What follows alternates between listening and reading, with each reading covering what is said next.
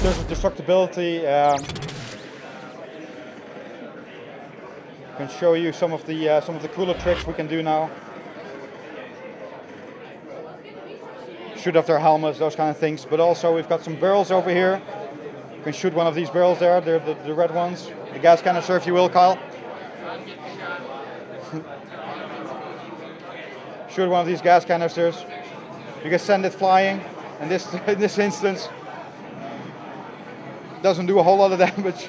If you're trying with one of these, you get these funny situations. It's something we call happy accidents. Want to make sure that once all these mechanics start falling into place, you get all these different kinds of situations, and you get these neat tricks. So sometimes these kind of things will help you, and other times it'll work completely against you. Same with the enemies. I mean, some of the systems that we've implemented there is where you're hitting the enemies with the hit responses and everything. If they're firing their weapon at that point, they will continue to fire their weapon while they're dying, but their bullets are actually active still. So if they're actually firing while dying, you can see physics objects flying around, you can see destructibility, they can actually shoot at destructibles, all those kind of things. So really want to make sure that everything feels like it should. We're going for something we like to call Hollywood realism. It's not just realism where we're trying to go for more simulation angle, but we want to take it slightly over the edge, slightly more bigger explosions, more exaggerated movements, all of that. So that's really important for us, that you get that feeling that everything feels real, even though it's science fiction, you're on a different planet. We can put you in situations that you will not have seen in other titles or in more realistic shooters, but at the same time have it grounded in reality. One of those things, you just saw Kyle do there, jump. Original Killzone, you would get stuck behind a ledge, you wouldn't be able to jump over. Killzone 2, you press X, you jump.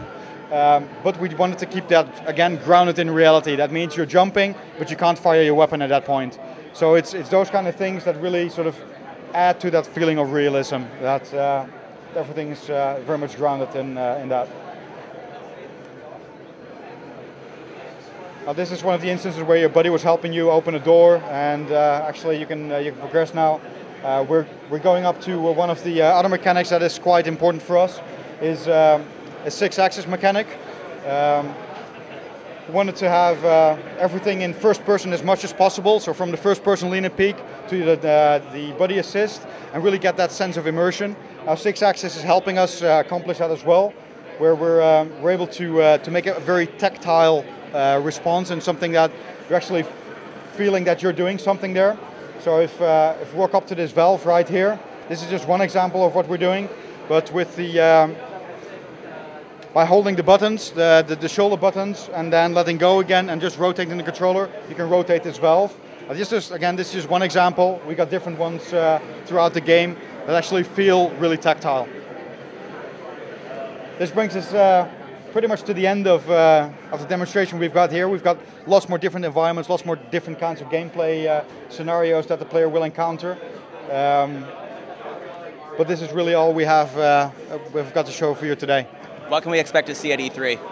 At E3, we're taking it up a couple of steps. We're going to take a couple of steps further. We're going to show you some of the more exciting new gameplay scenarios we've got. Maybe throw in a couple of new weapons in the mix. We still haven't confirmed our E3 plans just yet, but we've got a lot more exciting stuff to show you in the upcoming months. So keep an eye out for that.